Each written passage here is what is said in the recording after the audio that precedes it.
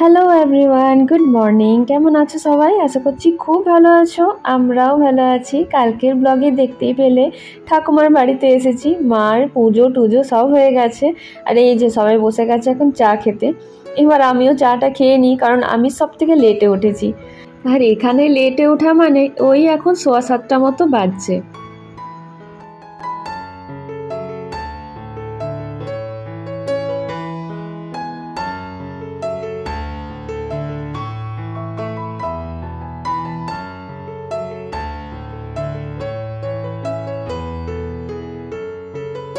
আর আজকে হচ্ছে সানডে, খুব মজা লাগছে সানডেতে আজকে এখানে থেকে।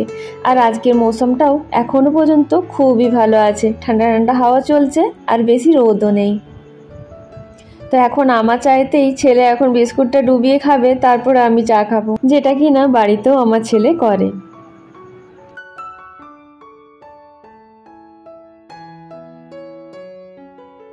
সবাই মিলে বসে বেশ গল্পগুজব করার মজাটাই অন্যরকম। আর এখন সকাল সকাল এখানে সারাদিন কি খাওয়া হবে না হবে সেই নিয়ে বিচার পরামর্শটা চলছে।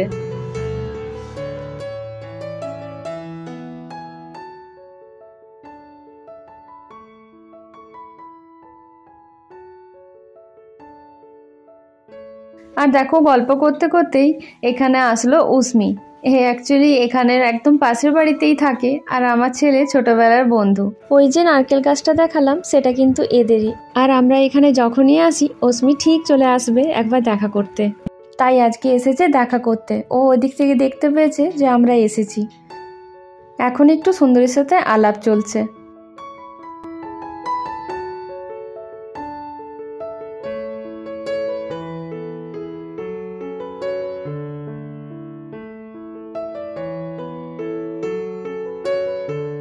এখন এই যে মামা ভাগ্নেতে গিয়েছিল একটু চপ জোগাড় করতে। এখানে এসে একটু চপ মুড়ি না খেতে পারলে ঠিক জমে না।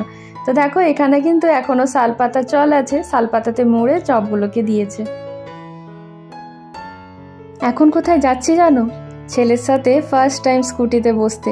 কি যে ভালো একটা অভিজ্ঞতা, আর খুব মজাও লাগছিল। বাচ্চারা দেখতে দেখতে কেমন বড় হয়ে যায়।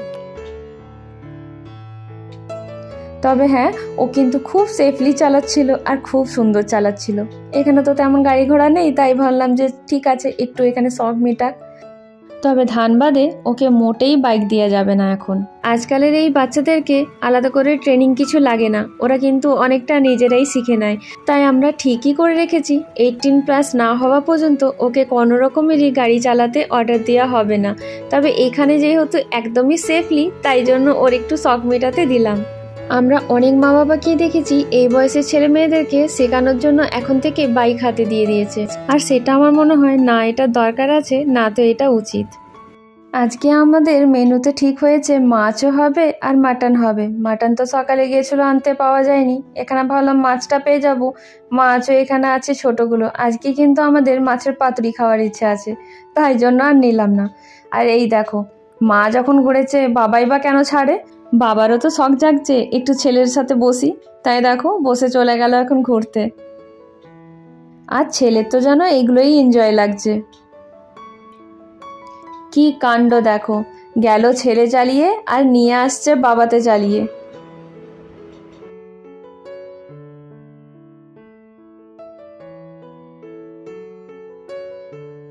এবার সবারই তো চাপা হয়ে গেছে, শুধু বাকি ছিল মা। মায়েরও ভীষণ শখ লাগছিল যে নাতি এখন শিখেছে নতুন নতুন স্কুটি, একটু চাপি। কিন্তু আমরা সবাই মানা করলাম এই জন্য, কারণ মা তো এক সাইডে পা করে বসেছে, তাই ও ব্যালেন্স পারবে না, সেই জন্য কি দরকার বিপদ ঘটানো।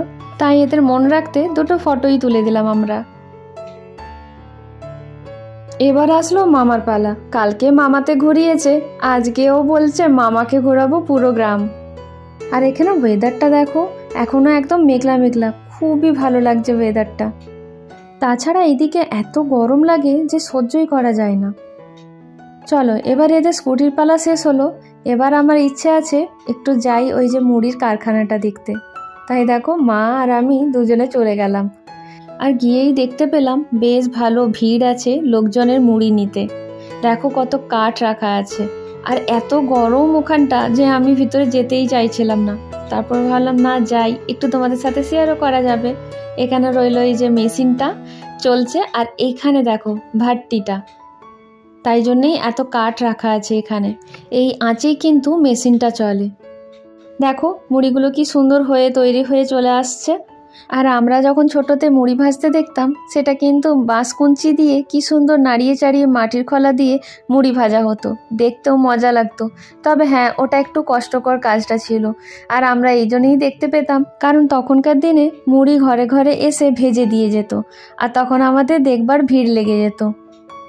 আর তোমরা নিশ্চয়ই জানোই বাঁকুড়াতে মুড়িটা একটু বেশিই চল আছে। বাঁকুড়ার লোকেরা আমরা মুড়িটা খেতে বেশি ভালোবাসি। তো চলো এবার বেরিয়ে যাই।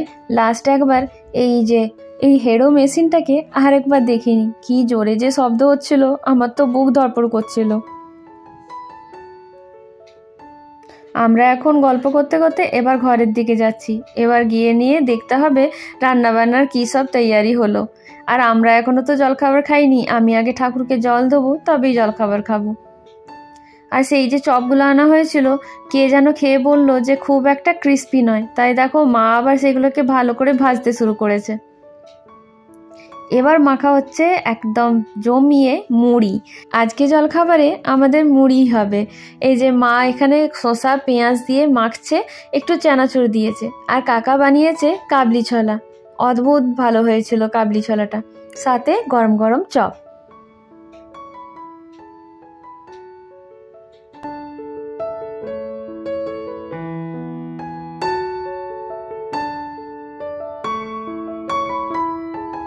আচ্ছা, এখানে কে কে আছো বলো তো, যাদের এই রকম খাবারটা খুব পছন্দ হয়?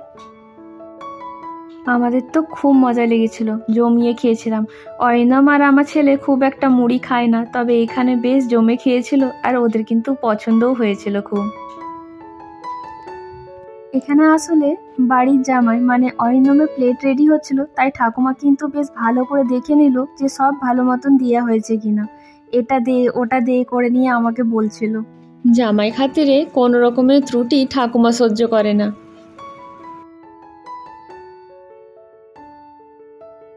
আর এখানে দেখো দাদার আজকে মুড়ি খাওয়ার মন ছিল না, তাই দুটো লুচি নিয়ে খেলো। কাল রাতে লুচি ভাজা হয়েছিল, সেই আটাটা একটু ছিল, কাকা দুটো ভেজে দিল।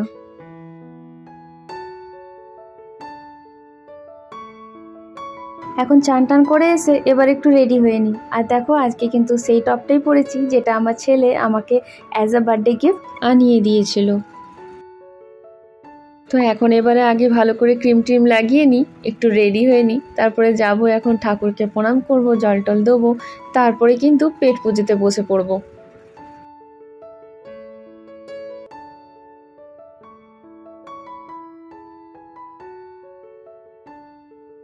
আমাদের এই বাড়িটা এই কিছু বছর ধরে নতুন বানানো হয়েছে।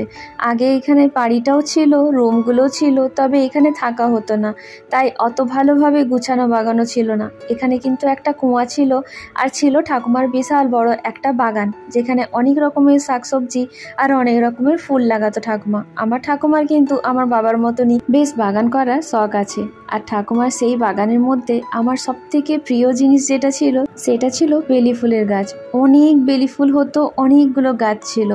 আমাদের সব বোনেদের জন্য ঠাকুমা ছোট ছোট টকরি কিনে রাখতো, আর সেই টকরিগুলো ভরে ভরে আমাদের নিজেদের জন্য বেলি ফুল তুলতাম। আর তারপরে তাই দিয়ে কি করতাম জানো তো, বেলি ফুলের মালা গাঁথতাম মাথায় লাগানোর জন্য। আর আমাদের এখানে যে গাজন হয়, এই সময়তেই কিন্তু এই বেলি ফুলগুলো ফুটতো। তো সেই ফুলের মালাগুলো কিছু রাখতাম চুলের জন্য, কিছু চাপাতাম ঠাকুরকে। এখন এই জানলার কাছে দাঁড়িয়ে একটাই ভাবনা চিন্তা আসছে জানো তো, যে এই রুমগুলো হয়তো নতুন করে হয়েছে, ফ্লোরটাও হয়তো নতুন করেই বানানো হয়েছে, কিন্তু তার নিচের মাটিটা সেই পুরনো মাটি, সেই আমাদের ছোটোবেলাকার সেই সময়কার। আর এই যে বড় বড় গাছগুলো যেগুলো এখন দেখছি, এই গাছগুলোকে দেখে মনে হচ্ছে এই গাছগুলো কিন্তু আমার বাবার ছোটোবেলা দেখেছে, আমার মাকে নতুন বিয়ে হয়ে আসতে দেখেছে, আমাদের এখানে হতে দেখেছে, আমাদের এখানে খেলতে দেখেছে। সেই পুরনো গাছই এখানে এখনও দাঁড়িয়ে আছে। এই গাছগুলো যদি কথা বলতে পারতো, তাহলে হয়তো আমাদেরকে বলতো যে তোদেরকে তো আমরা সেই ছোট্ট থেকে দেখছি। বললাম না, এবার চান টান করে বসে পড়বো খেতে। বেশ অনেকটা দেরি হয়েছে, আর আমি দেখো টুক করে একটুখানি চপের টুকরো তুলে খেয়ে নিলাম। আর মাকে বলে যাচ্ছি যে অনেকটা মুড়ি দিয়ে দিয়েছো, এবার জানি না দুপুরে কি খাবো না খাবো। আর আমাদের এটা কিন্তু অভ্যাস, এটা দেখে কিছু মনে করবে না যে মা কেন মেখে দিচ্ছে। মা যদি সামনে থাকলো, আমরা কোনো ভাই বোনেরাই নিজেরা মেখে খেতে পারি না।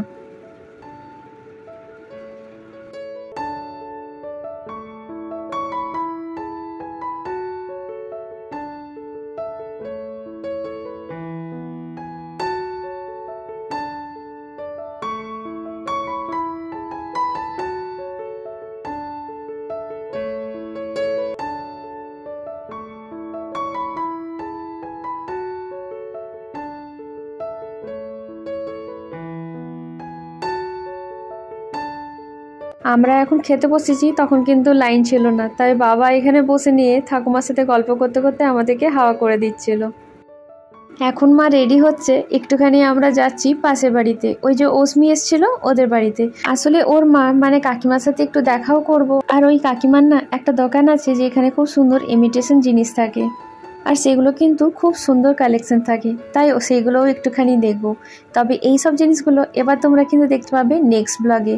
তাহলে নেক্সট ব্লগটাও দেখতে ভুলবে না, কারণ তাতে অনেক রকমের ইন্টারেস্টিং জিনিস দেখতে পাবে। তো চলো দেখা হবে নেক্সট ব্লগে। সবাই সুস্থ থেকো, ভালো থেকো, বাই বাই।